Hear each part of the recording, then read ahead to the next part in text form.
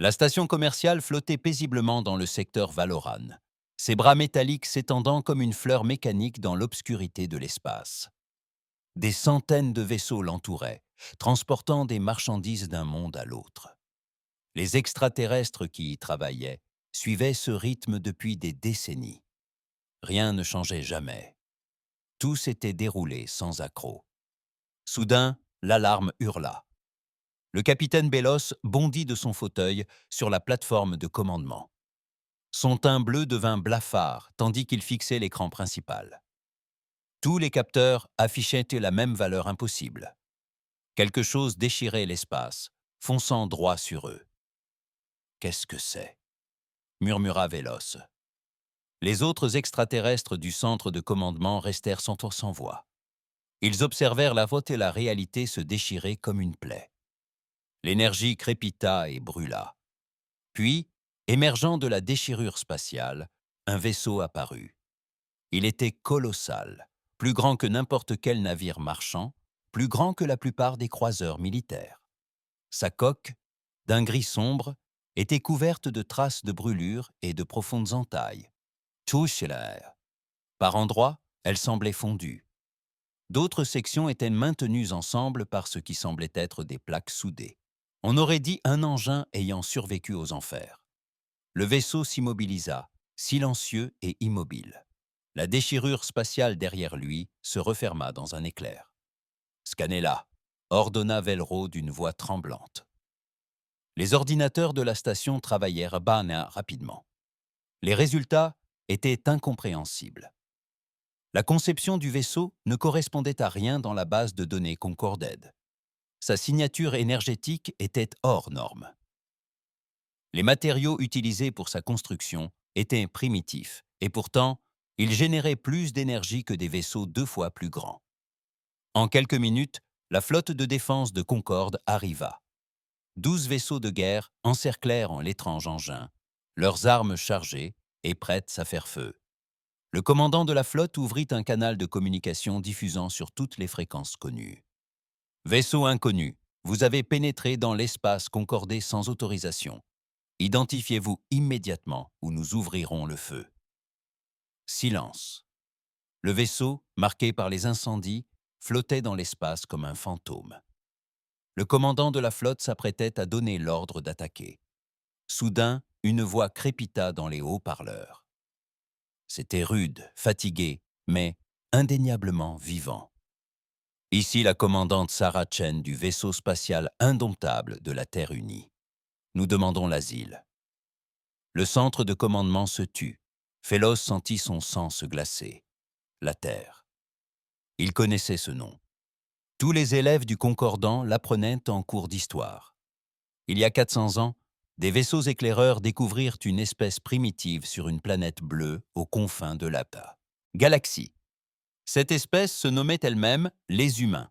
Le Conseil concordant les jugea trop agressifs, trop violents pour intégrer l'espace civilisé. Le secteur terrestre tout entier fut mis en quarantaine et oublié. On supposa alors que les humains avaient disparu depuis des siècles. « C'est impossible » murmura Velrose. La Terre était en quarantaine. Ils ne pouvaient pas voyager plus vite que la lumière. Ils n'ont pas pu survivre. La voix du commandant Chen se fit de nouveau entendre, plus forte cette fois. « Nous avons survécu. Nous avons construit nos propres vaisseaux. Nous avons colonisé nos propres mondes. Et depuis 3 ans, nous combattons une créature qui veut tout dévorer sur son passage. Elle nous traque. Il vous reste peut-être 72 heures avant son arrivée. » Le visage du commandant de la flotte apparut à l'écran. C'était un Cantérien, une espèce réputée pour ses traditions militaires. Ses traits reptiliens trahissaient le doute et la méfiance.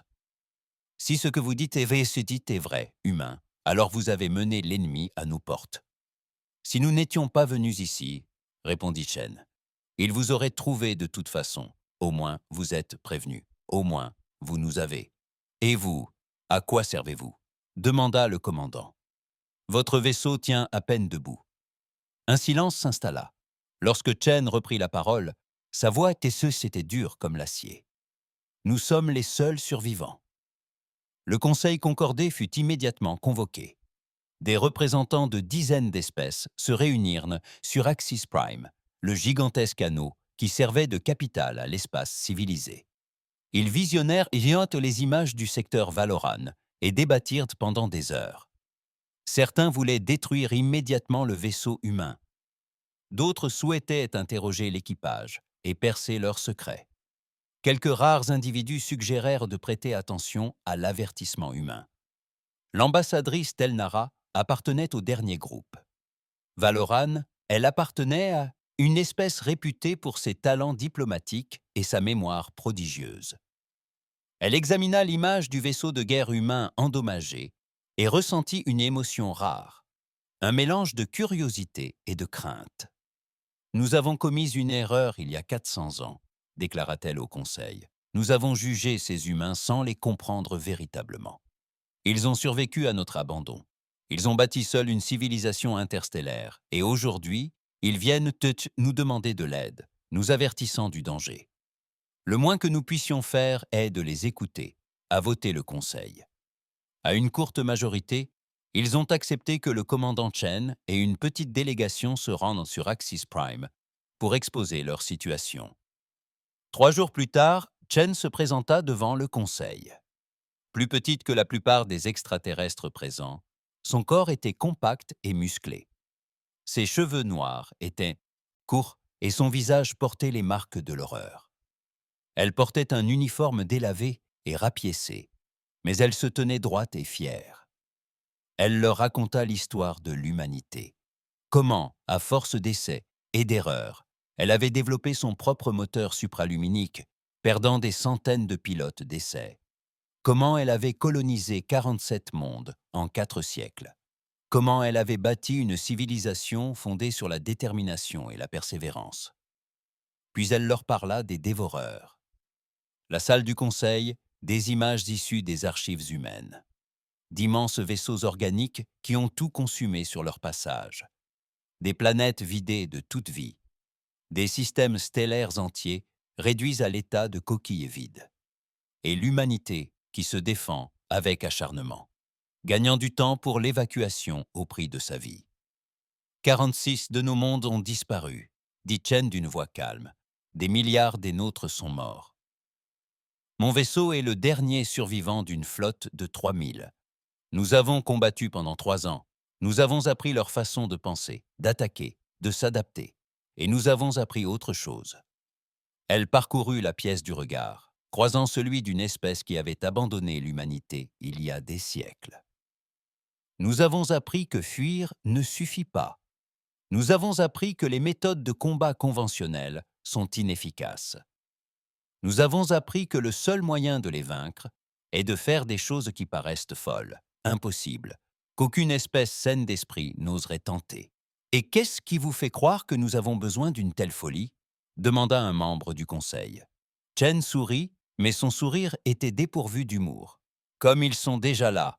annonça l'alarme des chambres. Sur chaque écran, la même image apparut. À la limite du secteur Valoran, l'espace s'obscurcissait. Non pas le noir habituel du vide, mais une obscurité vivante et grouillante qui consumait la lumière elle-même. Les dévoreurs étaient arrivés, et ils avaient faim. La flotte de défense concordée se positionna à la limite du secteur Valoran. L'amiral Creftar se tenait sur la passerelle de son vaisseau amiral, observant les ténèbres se répandre sur les étoiles. Il avait combattu dans 3 guerres au cours de sa longue vie, mais jamais il n'avait rien vu de pareil. À ses côtés, son officier tactique analysait les relevés des capteurs. « Monsieur, ces signatures énergétiques sont incohérentes. Cette obscurité dévore tout, la lumière, les radiations, même l'écume quantique de l'espace. » Combien de temps avant qu'elle n'atteigne les zones habitées ? Demanda Creftar. 70 heures, peut-être moins si elle accélère. Les griffes de l'amiral frappèrent son fauteuil de commandement. Derrière lui, une porte s'ouvrit. Le commandant Chen pénétra sur la passerelle, accompagné de l'ambassadeur Teln. Le Conseil avait accordé à Tiakoer Chen un accès limité aux installations militaires, malgré les protestations de nombreux amiraux. Creftar n'était pas de ceux-là. Il avait consulté les rapports de combat. Il reconnaissait un guerrier au premier coup d'œil. « Commandant, dit-il en hochant la tête, votre ennemi n'attend pas. »« Jamais, répondit Chen. Elle se dirigea vers l'écran tactique et l'examina. « Vous établissez une ligne de défense ici, à la limite du secteur. Arme à énergie à portée maximale. Doctrine Concorde standard. Elle nous a bien servi pendant 800 ans, dit Crefard. Elle ne fonctionnera pas contre eux. » L'officier tactique se hérissa. « Nos armes peuvent détruire une lune. Nos boucliers peuvent résister à l'explosion d'une supernova. Qu'est-ce qui vous fait dire ça ?»« Parce que nous avons essayé, » l'interrompit Chen. « À New Shanghai, nous avions une plateforme défensive capable de vaporiser une planète. Les dévoreurs ont absorbé l'énergie et l'ont utilisée pour devenir plus forts. À New Adelaide, nous les avons tenus en échec pendant 6 mois grâce aux meilleurs boucliers que la technologie humaine pouvait concevoir. Ils ont fini par comprendre le fonctionnement de nos boucliers et ont trouvé le moyen de les traverser. Elle a projeté des images de batailles humaines. Les extraterrestres sur la passerelle observaient en silence. Ils ont vu des vaisseaux humains se battre avec une férocité qui les a stupéfiés. Lorsque les vaisseaux humains étaient endommagés, ils ne battaient pas en retraite. Ils accélérèrent en percutant les vaisseaux ennemis. À court de munitions, les marines humains abordèrent les vaisseaux ennemis et se battirent au corps à corps, dans les couloirs extraterrestres. « Vous vous battez comme des sauvages, » dit l'officier tactique. Chen se tourna lentement vers lui. « Nous nous battons comme des gens qui n'ont plus rien à perdre. Il y a une différence. » L'amiral Kreptar leva la main pour faire taire les injonctions au silence. « Dites-moi, commandant, comment avez-vous survécu alors que tous les autres ont péri ?» Chen resta silencieuse un instant. Son regard se perdit dans le vague, hanté par des souvenirs douloureux. « Nous avons appris à combattre sans scrupule. Nous avons appris que les dévoreurs possèdent un esprit collectif, un réseau psychique reliant tous leurs vaisseaux et organismes. Nous avons appris que perturber ce réseau, même un bref instant, les plonge dans la confusion. Et nous avons appris qu'ils ne comprennent pas le sacrifice. »« Que voulez-vous dire ?» demanda Telnara. « Ils consomment pour survivre. Ils croissent pour s'étendre. Ils ne comprennent pas pourquoi une espèce s'autodétruirait pour leur nuire. Alors, quand nous avons commencé à utiliser nos vaisseaux comme des bombes, quand nous avons surchargé nos réacteurs et foncé sur leur formation, ils ne savaient pas comment réagir. Cela nous a permis de gagner du temps. Pas beaucoup, mais assez pour évacuer quelques personnes. De quoi permettre aux indomptables de s'échapper. Le pont était silencieux. Ces extraterrestres avaient bâti une civilisation sur la logique et la préservation. L'idée de s'autodétruire leur était étrangère. « Combien d'humains reste-t-il » demanda Kreftar d'une voix calme. « Nous l'ignorons. Les indomptables ont perdu le contact avec toutes nos colonies. Il pourrait y avoir des survivants cachés dans l'espace profond ou dans des systèmes inexplorés. Ou peut-être sommes-nous les derniers. 317 personnes, à bord d'un vaisseau en perdition. » Chen ouvrit un autre dossier. « Voici ce que nous appelons le projet phare. C'est notre dernier recours, mais j'ai besoin de votre aide pour le mener à bien. » Elle expliqua les détails techniques. Les officiers scientifiques écoutaient, l'inquiétude grandissante. Ce que proposait Chen violait plusieurs lois de la physique que le Concorde considérait comme absolues. Cela nécessitait une technologie qu'ils avaient interdite des siècles auparavant, jugée trop dangereuse, et impliquait un niveau de risque qu'aucun commandant sensé n'accepterait. « C'est de la folie », déclara l'officier tactique. « Même si cela fonctionnait, votre vaisseau serait détruit. Tous les membres d'équipage périraient. »« Oui, » répondit simplement Chen. « Et vous feriez ça pour les arrêter et sauver des vies ?»« Oui, tout l'équipage de l'Indomitable s'était déjà porté volontaire. » Chen jeta un coup d'œil autour du pont. « Voilà une autre chose que vous devez comprendre à propos des humains. Nous n'abandonnons pas les nôtres.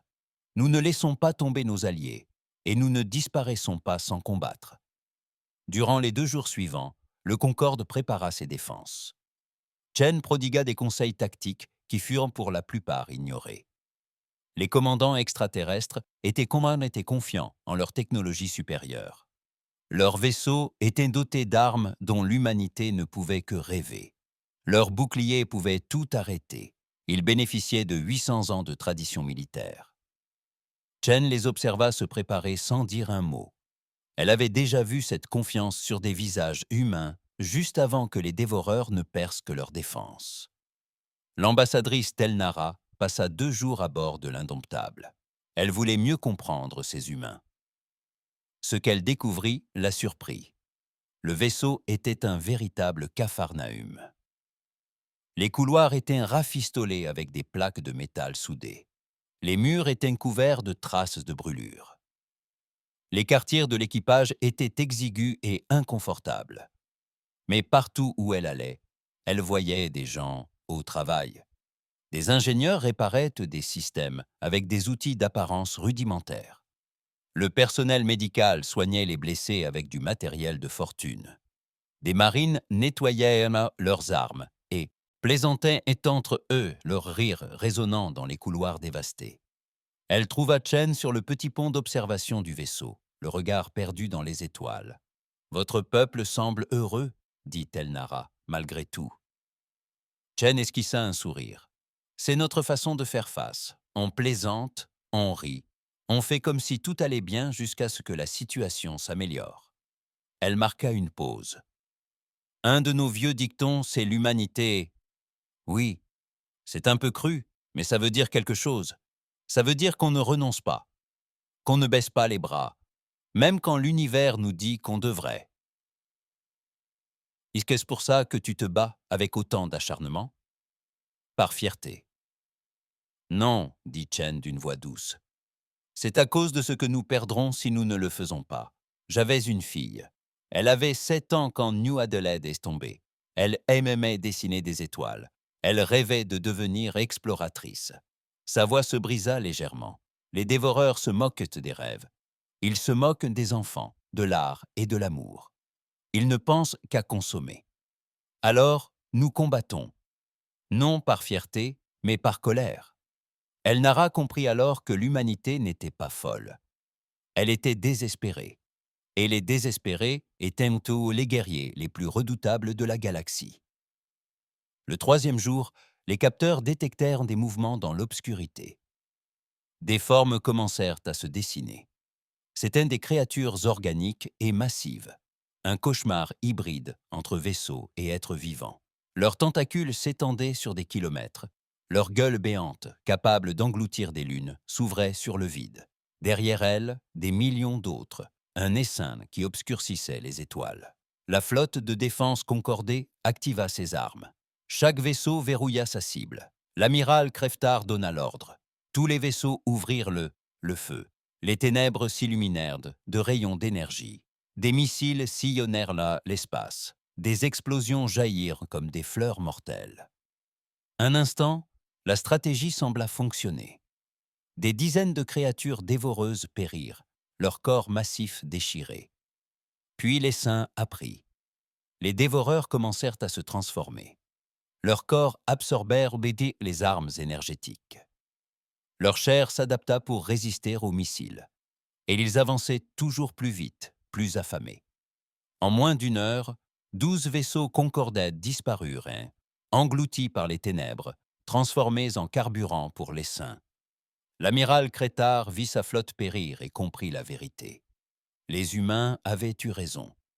La guerre conventionnelle ne les sauverait pas.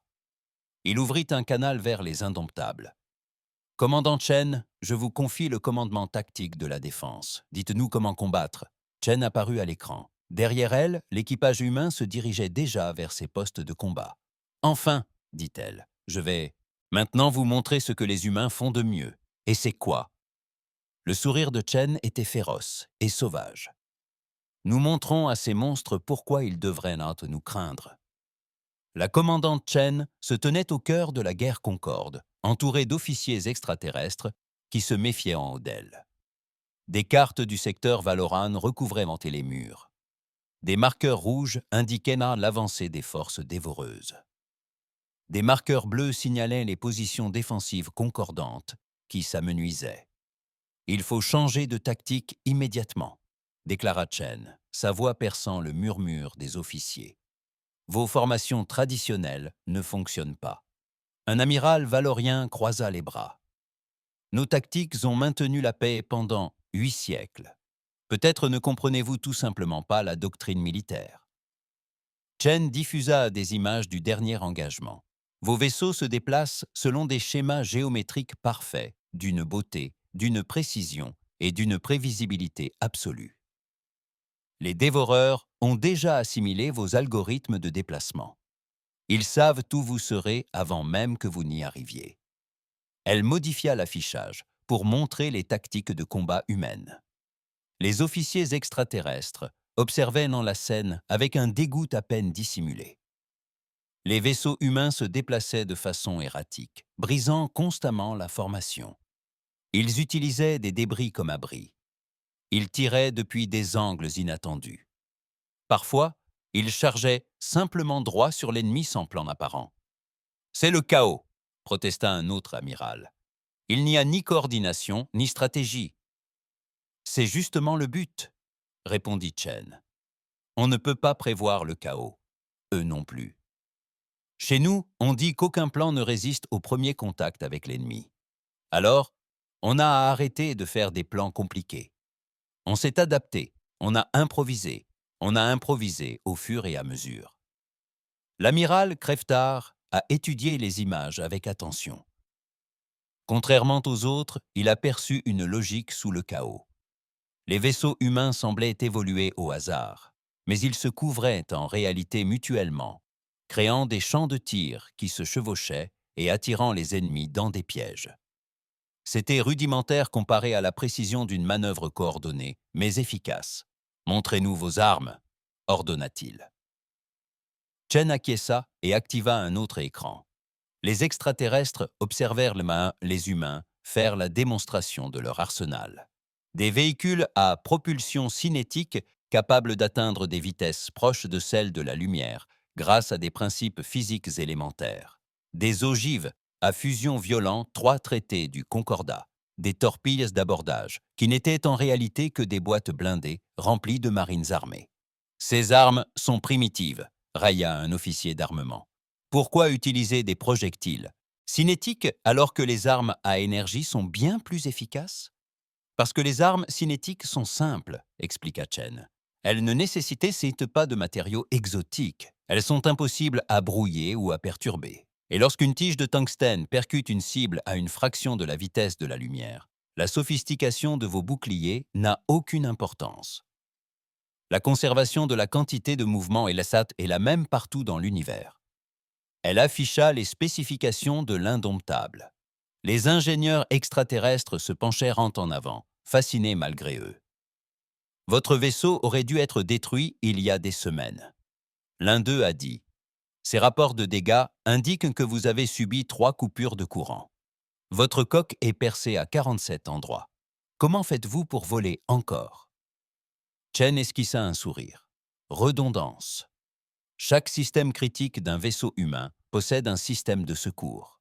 Chaque système de secours possède lui-même un système de secours.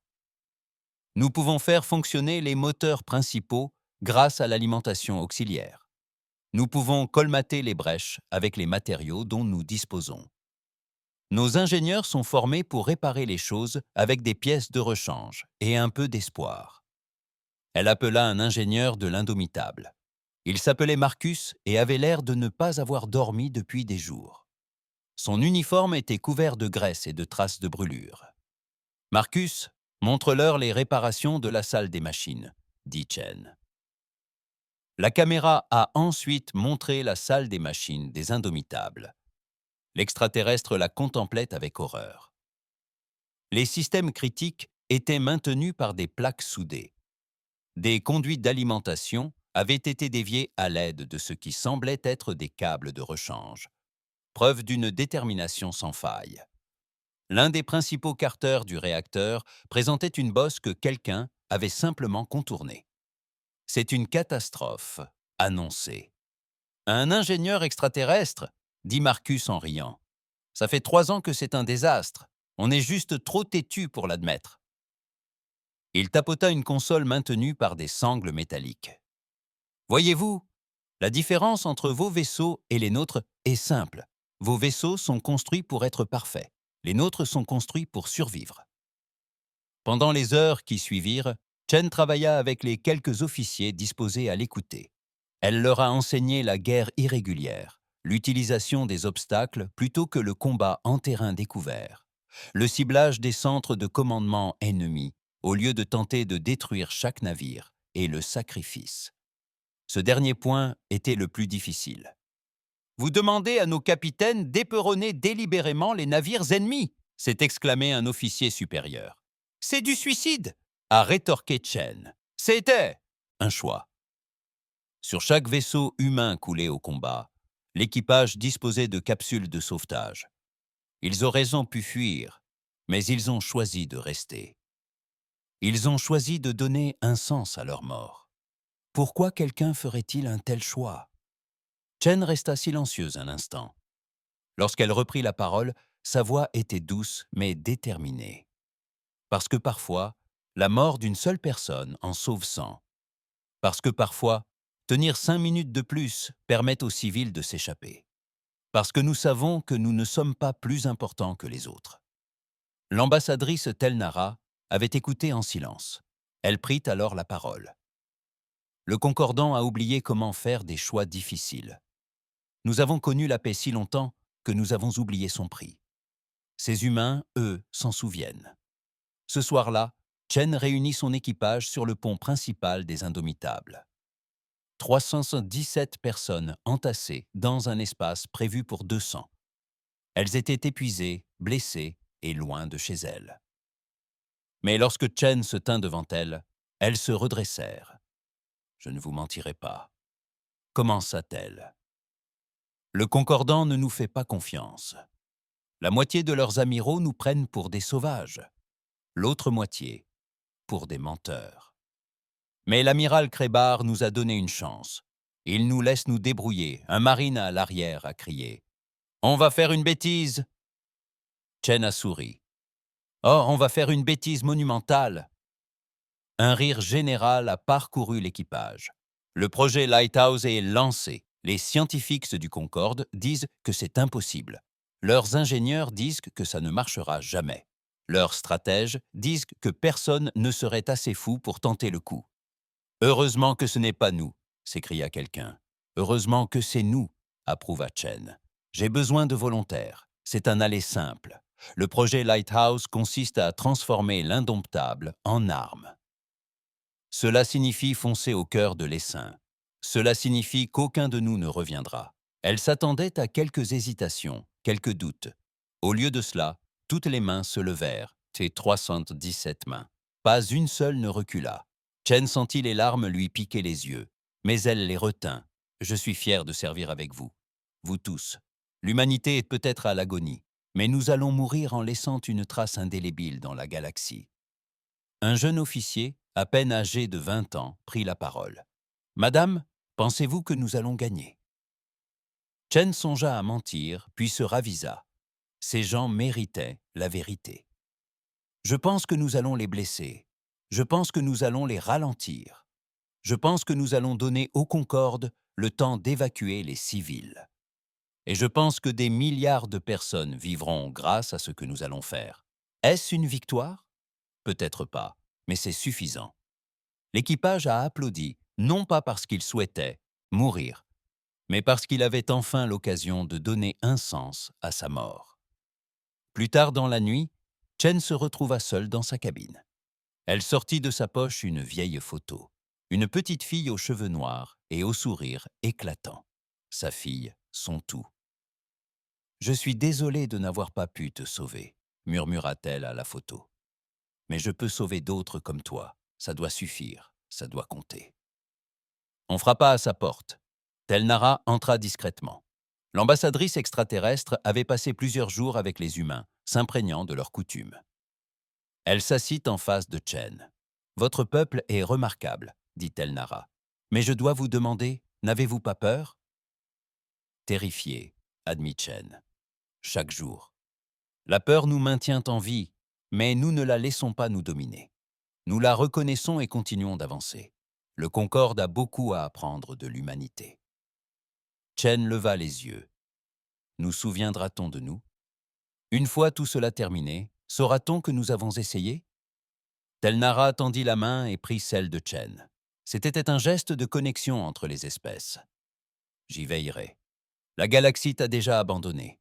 Nous ne commettrons plus cette erreur. Ton sacrifice ne sera pas oublié. Le lendemain matin, les dévoreurs avancèrent de nouveau. Ils avaient déjà conquis la moitié du système extérieur.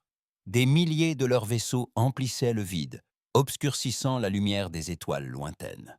La flotte concordée se préparait au combat. Mais cette fois, la situation était différente. Certains capitaines avaient suivi les conseils de Chen. Certains vaisseaux rompirent les rangs et se mirent à combattre comme des humains, avec une agressivité, une imprévisibilité et un désespoir extrême. Au centre de la flotte, l'Indomptable commença à charger son réacteur. Le projet phare était lancé. L'équipage humain travaillait d'arrache-pied, repoussant les limites de sécurité de leur vaisseau mourant. Ils construisaient une bombe, la plus grosse et la plus dangereuse jamais conçue par l'humanité. L'amiral Crétard observait depuis son vaisseau amiral les dévoreurs qui se rapprochaient. Il ouvrit un canal de communication avec Chen. « Vous en êtes certaine, commandant ?» Chen apparut à l'écran. Derrière elle, les alarmes retentissaient. « Non, amiral, mais je vais le faire quand même. C'est ce que les humains font de mieux. » « Alors montrez-nous, » dit Crévard d'une voix calme. « Montrez-nous ce que signifie être humain, » répondit Chen en saluant. « C'est un honneur, amiral. Tous les vaisseaux, voici l'Indomptable. Nous y allons. Osez nous suivre. » Le vaisseau de guerre humain meurtri se tourna vers les SEM. Ses moteurs s'animèrent une dernière fois, et la commandante Sarah Chen mena son équipage vers la mort et la légende.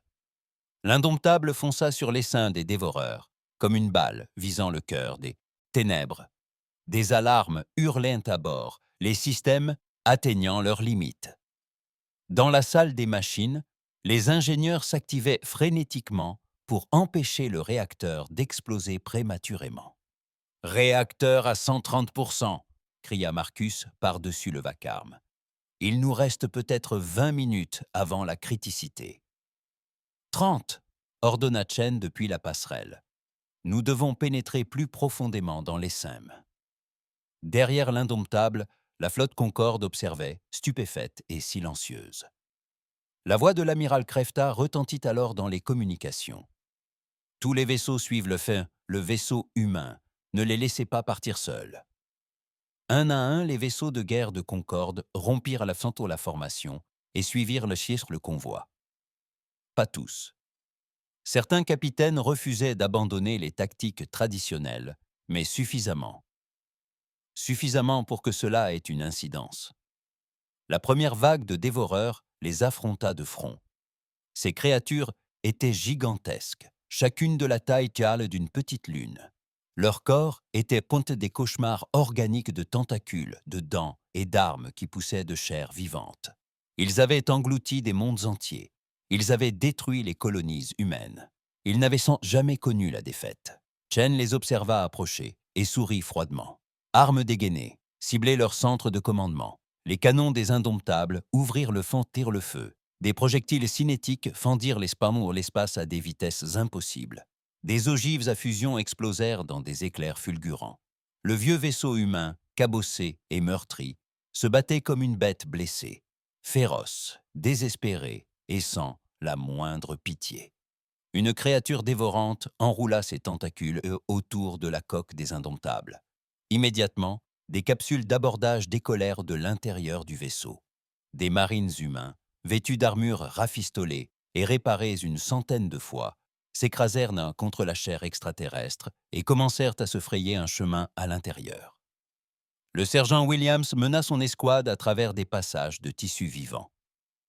L'intérieur du dévoreur était chaud et humide, grouillant de vie extraterrestre. Son équipe s'activa rapidement, plaçant des charges explosives sur tout ce qui semblait important. « C'est dégoûtant », dit l'un de ses marines, en tranchant ce qui semblait être une artère. Un liquide noir gicla de partout. « Vous devriez voir ce qu'on a mangé à midi », plaisanta Williams. Son escouade rit malgré tout. C'était la façon humaine de faire, rire de la mort, faire des blagues en enfer, accusations, évacuation générale. Ils coururent vers leur capsule d'embarquement. Lorsque le dévoreur comprit ce qui se passait, son système immunitaire s'activa.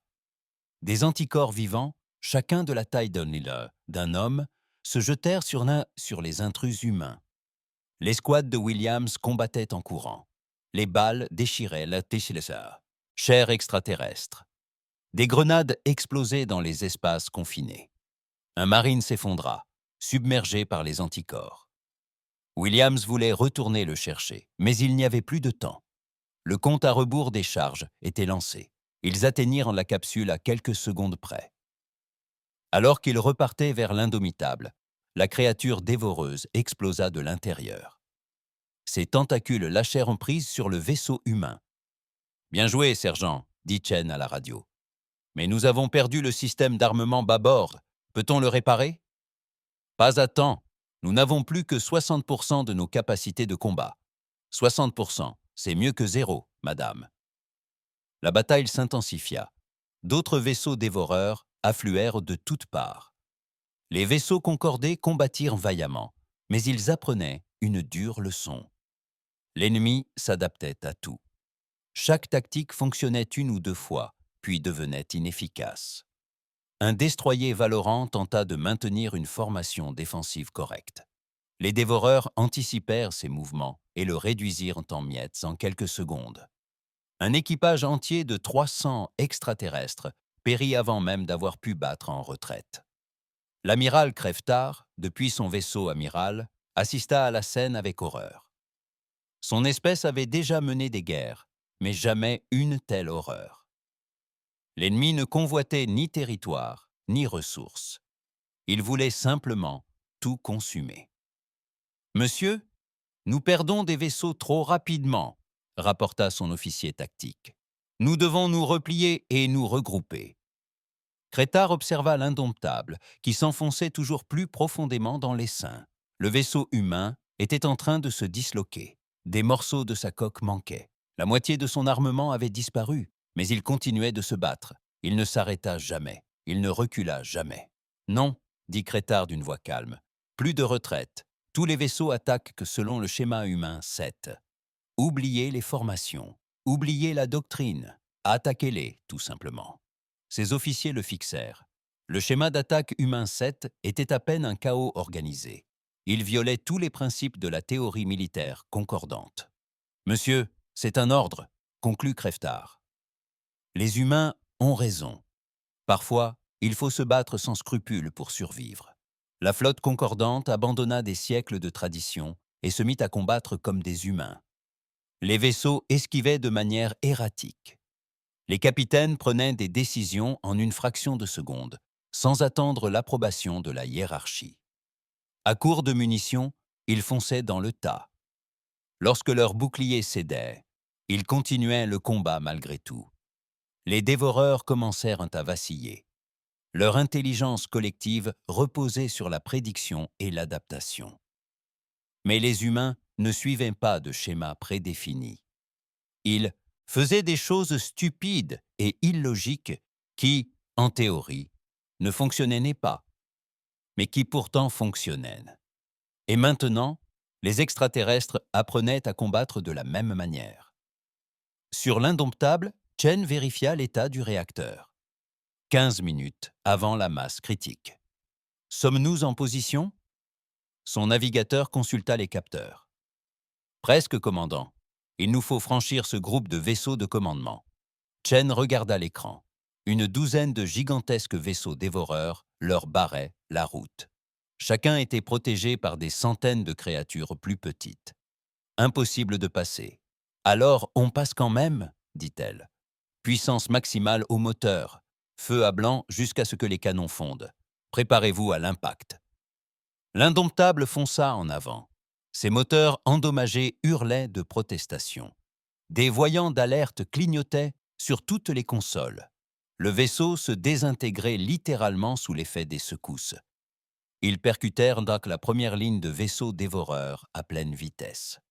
La collision arracha une plus grande partie de la coque des Indomitables.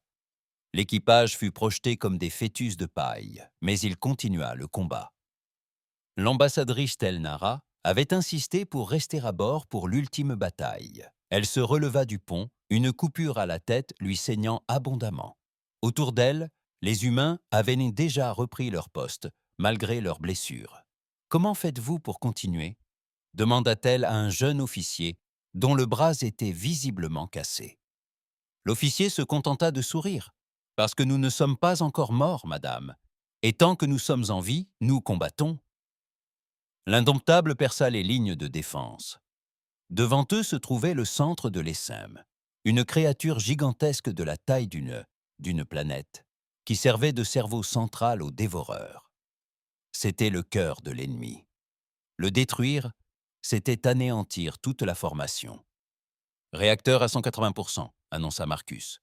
Sa voix restait calme malgré ces chiffres impossibles. 5 minutes avant la détonation. Impossible de l'arrêter maintenant. Chen ouvrit un canal de communication avec toute la flotte. « Ici le commandant Chen, à tous les vaisseaux Concorde. Reculez à la distance de sécurité minimale. La suite sera cruciale. Et vous » demanda l'amiral Crétard. « Nous sommes exactement là où nous devons être. » Chen contempla la passerelle. Son équipage, sa famille. « Ce fut un honneur de servir à vos côtés. L'humanité pourrait disparaître aujourd'hui, mais nous emporterons ses souvenirs avec nous. » L'équipage se tint au garde-à-vous, saluant une dernière fois son commandant. Chen lui rendit son salut, puis se tourna vers Telnara. « Ambassadrice, une capsule de sauvetage vous attend. Allez leur raconter ce qui s'est passé. Dites-leur que nous n'avons pas capitulé. » Les larmes coulaient sur le visage de Nara. « Je le ferai, je vous le promets. La galaxie n'oubliera pas. » L'ambassadrice courut vers le hangar des capsules de sauvetage. Derrière elle, elle entendit Chen donner ses derniers ordres. « Évacuation générale ?» Je répète, évacuation générale. Ce n'est pas une demande, c'est un ordre. Quiconque sera encore à bord dans 2 minutes sera traduit en cour martiale. « Vous ne pouvez pas nous traduire en cour martiale si nous sommes morts, madame, » cria quelqu'un. Personne ne bougea vers les capsules de sauvetage. Chen rit. Bien sûr, il ne partirait pas. Elle ne s'y attendait pas. C'étaient des humains têtus, fous, magnifiques, qui refusaient d'abandonner leur poste. « Très bien, dit-elle. Alors, finissons-en ensemble. Marcus, donnez-moi tout ce qu'il reste dans le réacteur. Moi, commandant, je passe à la puissance maximale. » L'indomptable accéléra une dernière fois, droit sur l'esprit central du dévoreur. La créature colossale tenta de se défendre, mais il était trop tard. Le vaisseau humain, endommagé, s'écrasa contre sa surface et poursuivit sa course, s'enfonçant profondément dans la chair extraterrestre. Chen compta les secondes. 5 Mao o 4.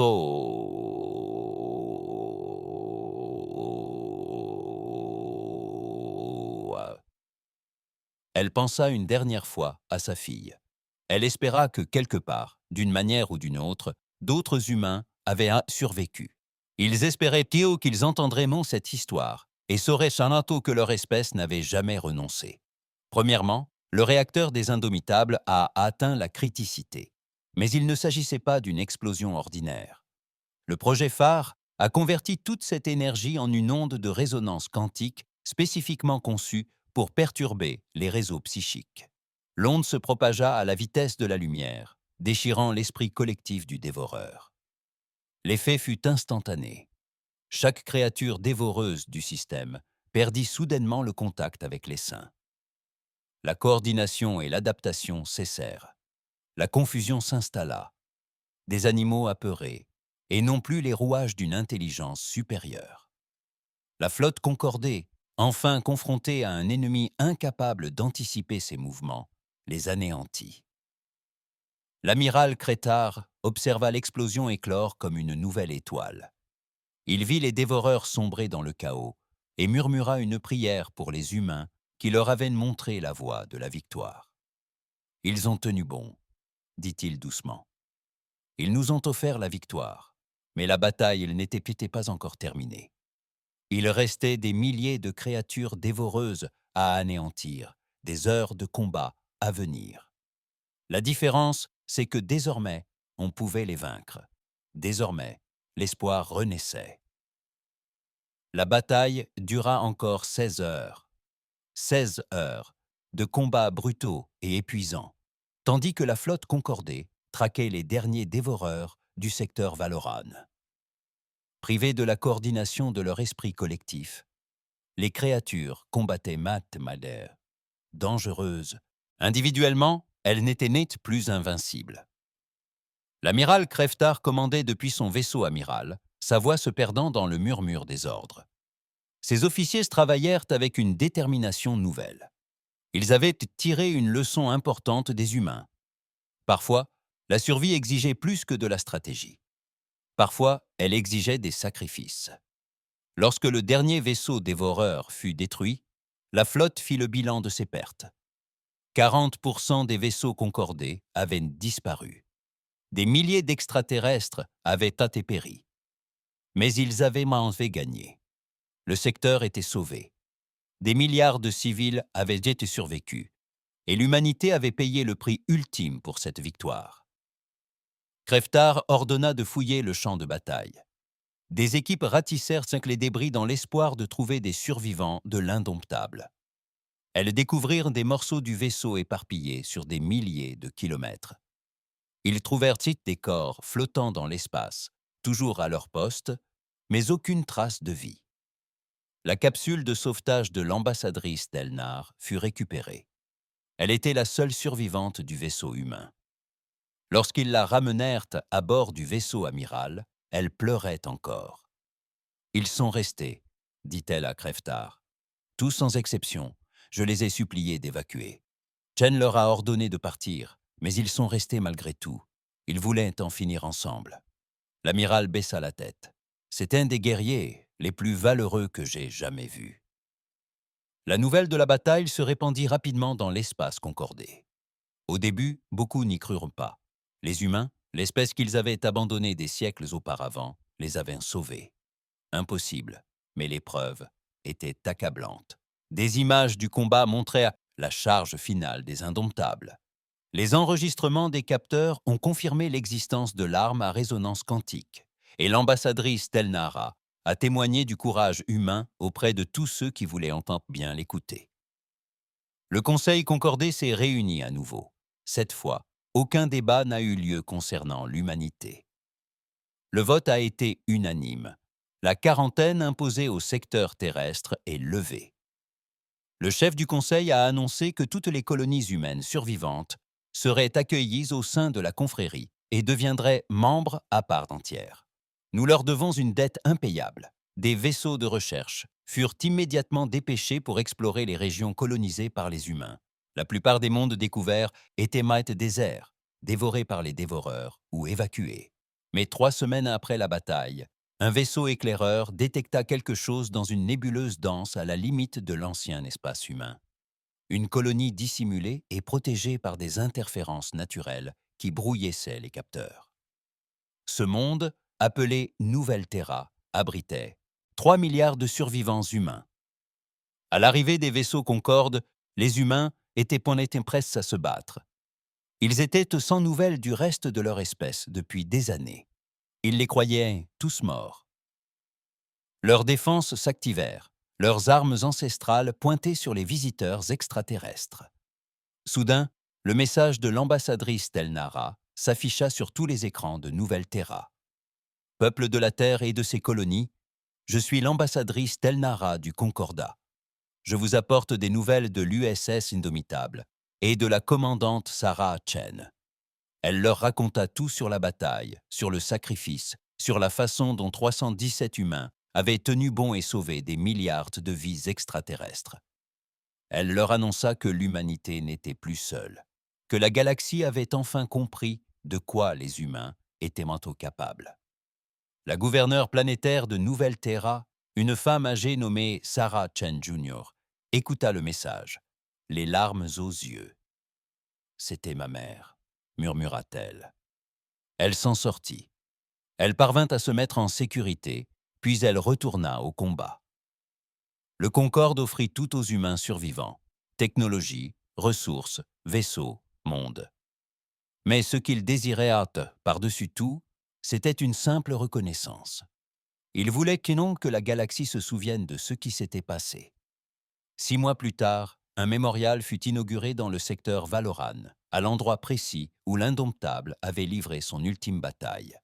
Le monument était colossal, visible de partout dans le système. On y voyait un vaisseau de guerre humain, meurtri et brisé, qui continuait sa course vers l'obscurité. Au pied du monument, une inscription était gravée en langues humaines et en langues harmonisées. Ici, 317 humains ont tenu bon. Ils n'ont pas combattu pour la gloire ni la conquête, mais pour sauver des vies. Ils savaient qu'ils allaient mourir. Ils sont partis malgré tout.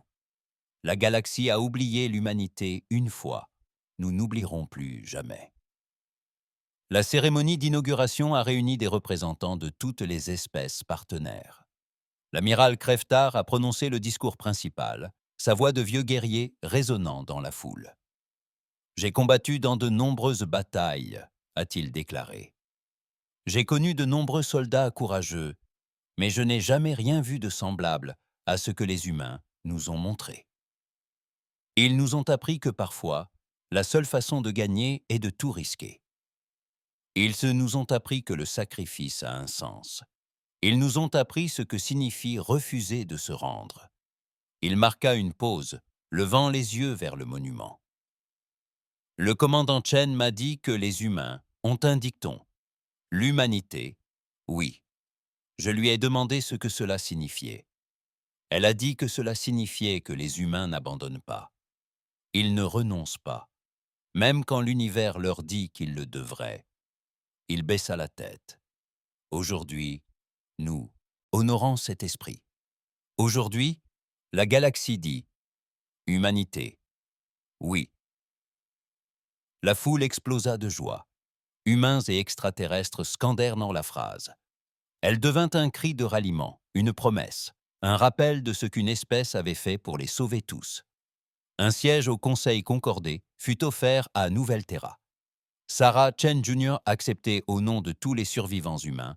Sa première action fut de créer la flotte commémorative Chen, composée de vaisseaux humains construits grâce à une technologie combinant les technologies humaines et concordantes.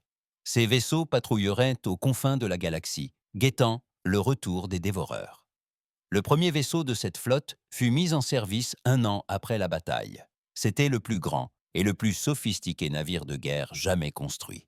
Conçu par des ingénieurs, il était robuste et adaptable. Les scientifiques du Concordat l'avaient doté des meilleures armes et boucliers disponibles. Ensemble, ils avaient créé une machine sans précédent. Lors de la cérémonie de lancement, l'amiral Creftar, désormais à la retraite mais présent en tant qu'invité d'honneur, dévoila le nom du navire, USS Sarah Chen. Un silence religieux s'installa dans la foule. Puis des applaudissements ont retenti, puis d'autres. Bientôt, des milliers d'êtres appartenant à des dizaines d'espèces applaudissaient. Certains pleuraient, tous se souvenaient. La nouvelle capitaine du Sarah Chen était une jeune humaine nommée Williams. Son père était le sergent Williams, mort à bord de l'Indomitable. Elle se tint au garde-à-vous tandis que le vaisseau lui était officiellement transféré. « Ce vaisseau porte un nom lourd de sens », déclara-t-elle à son équipage, humain et extraterrestre. « Mon père est mort à bord de l'Indomitable d'origine, tout comme 316 autres personnes qui ont refusé de se rendre. Nous ne pourrons jamais les remplacer, mais nous pouvons leur rendre hommage. Nous pouvons faire en sorte que leur sacrifice ait un sens. » Elle observa l'équipage hétéroclite. Humains, valoriens, cantériens et une douzaine d'autres espèces servaient ensemble. La galaxie les jugeait trop violents pour se joindre à eux. D'une certaine manière, ils n'avaient pourtant fait pas tort.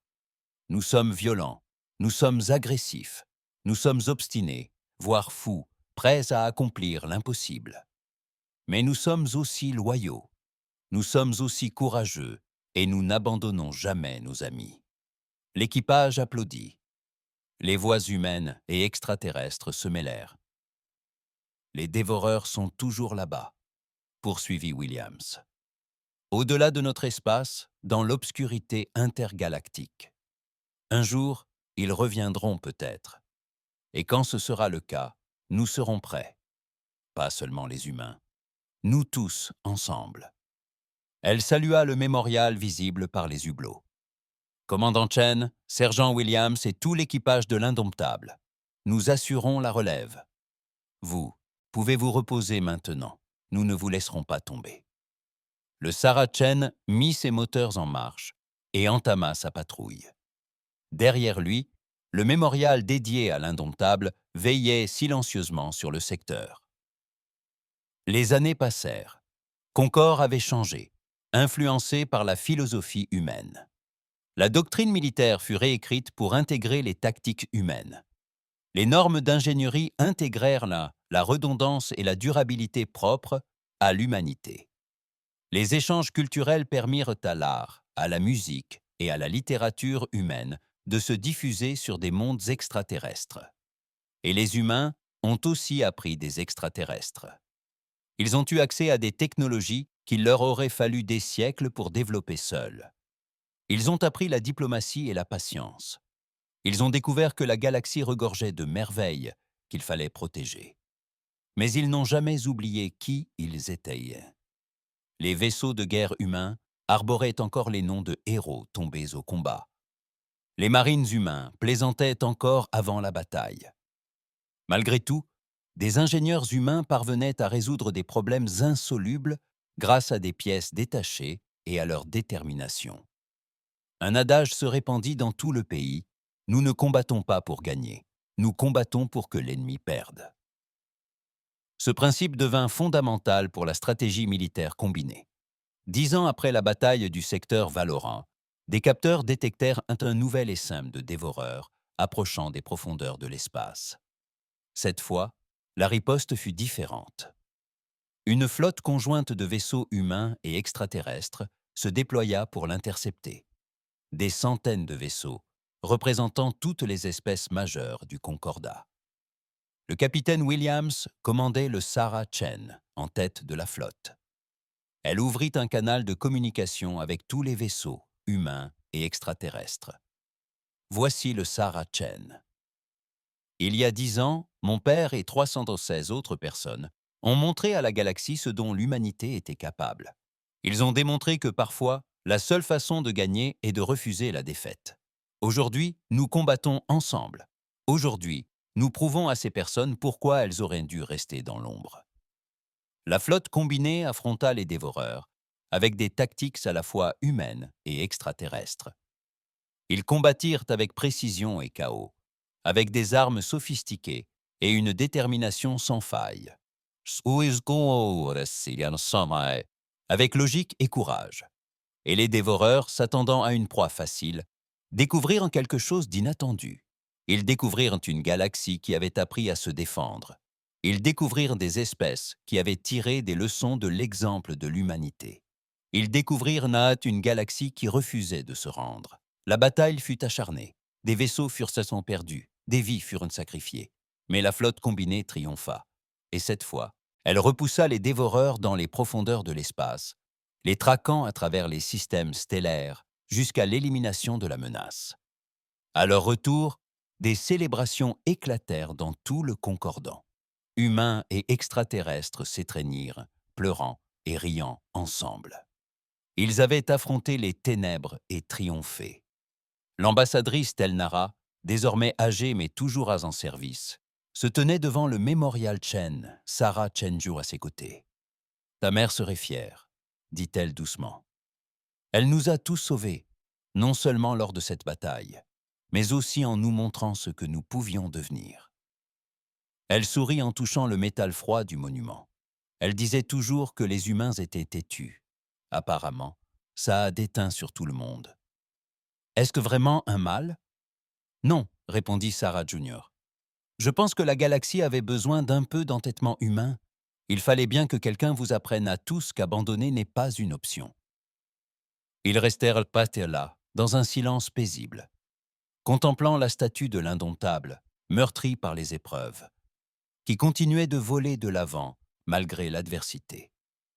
Quelque part dans la galaxie, sur une centaine de mondes différents, humains et extraterrestres, œuvraient ensemble à bâtir un avenir qu'aucun n'aurait pu accomplir seul. Les membres du Concordat avaient acquis le courage de l'humanité. L'humanité avait acquis la sagesse du Concordat. Et dans l'obscurité interstellaire, s'il subsistait une menace, ils se retrouvaient face à quelque chose qu'ils ne pouvaient ni consumer ni détruire. La volonté unie d'espèces qui avait appris que la reddition n'était jamais une option. La galaxie avait compris ce que les humains savaient depuis toujours. Parfois, ce sont les plus petites espèces qui font la plus grande différence. Parfois, celles que tous sous-estiment changent tout. Parfois, 317 personnes peuvent sauver des milliards d'autres. Et parfois, contre toute attente, contre toute logique et toute raison, un courage obstiné suffit. Humanité, toi.